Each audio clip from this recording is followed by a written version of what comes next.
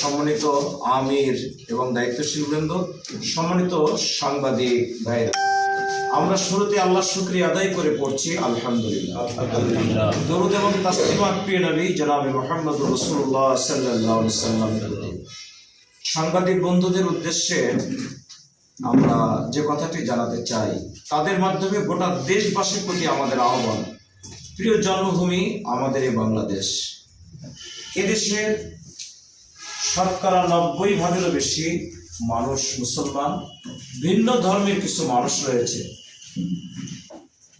বাংলাদেশ জামাত ইসলামী জন্ম লগ্ন থেকে তারা আল্লাহর আইন দিয়ে, কোরআনের আইন দিয়ে একটা সুষ্ঠু, সুন্দর, মানবিক, কল্যাণকামী রাষ্ট্র প্রতিষ্ঠা করতে চায়, যেটি স্বয়ং মোহাম্মদ রাসূলুল্লাহ সাল্লাল্লাহু আলাইহি ওয়াসাল্লাম আমাদের প্রিয় নবী দেখিয়ে দিয়েছেন। মদিনায় 10 বছরের ইসলামিক একটি রাষ্ট্র, জাহিলিয়াতের সকল অন্ধকার দূরীভূত করে খুন, গুম, হত্যা, সন্ত্রাস, চিন্তায়, দারিদ্রতার মতো এক মহাসংকটকে দূরীভূত করে পৃথিবীর সমৃদ্ধশালী, কল্যাণকামী একটি মানবিক রাষ্ট্র আল্লাহ রাসূল প্রতিষ্ঠা করেছিলেন। আমরা সে আদলে এই বাংলাদেশে একটি রাষ্ট্র কায়েম করতে চাই, যেই রাষ্ট্রে থাকবে না কোনো খুন খারাপি, থাকবে না কোনো অন্যায়, অবিচার, দুর্নীতি, সন্ত্রাস। এখানে দেশের আপময় সকল জনসাধারণ, সকল রাজনীতিবিদেরা কাঁধে কাঁধ মিলিয়ে দেশের উন্নয়ন, দেশের কল্যাণে কাজ করবে।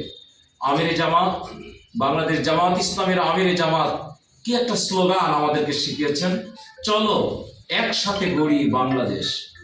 তিনি একথাও ঘোষণা করেছেন, জামাত ইসলামী ক্ষমতায় গেলে সকল দলের লোকদেরকে নিয়ে আমরা একটা জাতীয় সরকার গঠন করব।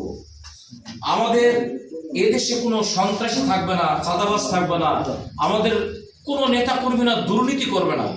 আমাদের সমস্ত জনগোষ্ঠী দেশের কল্যাণে, জাতির কল্যাণে তারা কাজ করবে। সকল ধর্মের মানুষেরা তাদের নিজ নিজ অধিকার তারা ফিরে পাবে এবং স্বাধীনভাবে নিজ নিজ ধর্ম তারা পালন করবে। এখানে থাকবে না কোনো হানাহানি, মারামারি, কোনো সন্ত্রাস, চিন্তায়। সেই লক্ষ্যে জামাত ইসলামের টেকনাফ থেকে তেতুরিয়া, রূপসা থেকে পাথুরিয়া, সর্বত্রই জনগণ জামাত ইসলামীর এই ঘোষণাকে ওয়েলকাম জানিয়েছে। আপনারা লক্ষ্য করেছেন, আমরাও দেখছি, এবং এটা আমাদের কাছে আল্লাহর একটা নিয়ামত বলে মনে হয়েছে যে দেশের জনগণ এখন এগিয়ে এসেছে। আমিরে জামাতের এই ঘোষণাটাকে সকলে ওয়েলকাম জানিয়েছে। ইতিমধ্যে 5টি বিশ্ববিদ্যালয় নির্বাচন হয়েছে।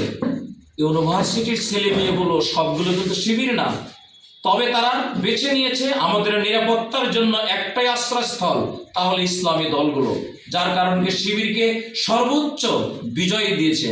সামনের দিনে গোটা বাংলাদেশ, আমাদের মন বলছে, দেশের জনগণ জেগে উঠেছে। তারা বাংলাদেশ জামাত ইসলামীর দাড়িপাল্লা প্রতীকে ভোট দেওয়ার জন্য তৈরি হয়েছে, তারা সামনে এগিয়ে আসতেছে। কিন্তু দুর্ভাগ্যজনক সত্য যে আমাদের এক শ্রেণীর যারা দুর্বিসন্ধি করছে, আমাদের বিরুদ্ধে ষড়যন্ত্র করছে, আমিরে জামাতের বিরুদ্ধে ইতিমধ্যে নানান ষড়যন্ত্র করেছে। এই তো কিছুদিন আগে নারী বিদ্বেষী একটা কথা গত একদিন থেকে আমরা দেখছি সারা দেশে তুলপাড় করছে, অথচ এটা আমিরে জামাতের আইডি হ্যাক করে যে এই ঘটনাটা ঘটিয়েছে তা ইতিমধ্যে ধরা পড়েছে। বিএনপির যারা শীর্ষস্থানীয় নেতা, তাদের আইডি, তাদের পরিকল্পনায় বিএনপির যিনি আইটি বিভাগে কাজ করেন, সে সম্পাদক, তার নেতৃত্বে ইতিমধ্যে এই ঘটনাটা ঘটেছে। তা অলরেডি জামাত ইসলামী এবং আইটি সেকশন ইতিমধ্যে ধরে ফেলেছে। তো আলহামদুলিল্লাহ, জুলুম, অপপ্রচার যত বেশি বাড়বে, জামাত ইসলামের আলোচনা এবং জনপ্রিয়তা তত বেশি বৃদ্ধি পাবে ইনশাআল্লাহ। আপনারা দেখেছেন অতীতে জাতির বিরুদ্ধে এরকম এই আইটি হ্যাক করে অপপ্রচার চালানো হয়েছে, তারা কিন্তু বিজয় লাভ করেছে। বারাক ওবামার নির্বাচনের সময় এরকম একটা ঘটনা ঘটেছিল। বারাক ওবামা পরে কিন্তু প্রেসিডেন্ট হয়েছিলেন। আমাদের তুরস্কের প্রেসিডেন্ট এরদোয়ান, তার নির্বাচনের সময় এরকম একটা আইডি হ্যাক করে তার বিরুদ্ধে নানা অপপ্রচার চালানো হয়েছিল। ক্ষণকালের মধ্যে পরিবর্তন হয়ে নেক্সট টাইমে দেখা গেল তিনি তুরস্কের প্রেসিডেন্ট নির্বাচিত হলেন। আমাদের পার্শ্ববর্তী ইন্ডিয়া, এই যে মোদির নির্বাচনের সময় এরকম একটা ঘটনা ঘটেছিল, তিনিও প্রধানমন্ত্রী নির্বাচিত হয়েছেন। দেশের সাংবাদিক মহল এবং চিন্তাবিদ যারা, রাজনৈতিক চিন্তাবিদ যারা, তারা মনে করছে আমাদের ডাক্তার শফিকুর রহমান আমির জামাতের বিরুদ্ধে যে একটা মিথ্যাচার করা হয়েছে, এই মিথ্যাচারটার সামনের দিনে বাংলাদেশের প্রধানমন্ত্রী হিসাবে ডাক্তার শফিকুর রহমানকে আল্লাহ নিয়ে যাবেন এই ব্যবস্থাপনার জন্যই জালেমকে দিয়ে অপপ্রচার চালিয়ে তার এই গ্রহণযোগ্যতা জনগণের মাঝে আল্লাহ নিজেই ব্যবস্থা করে দিয়েছেন বাড়ানোর।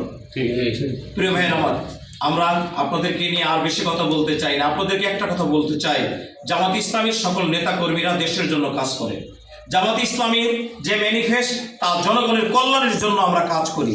আমরা নিজেরা খাবো, নিজেরা সন্ত্রাসী করব, নিজেরা পকেট পূজা করব, নিজেদের আর্থিক কোনো উন্নয়ন করব, এই জন্য জামাত ইসলামী রাজনীতি নয়।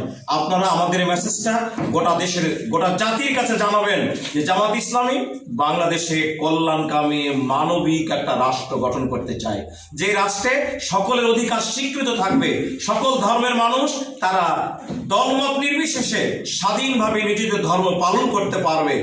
আর ইসলামী অনুশাসন এমন একটি অনুশাসন যা পালনের মাধ্যমে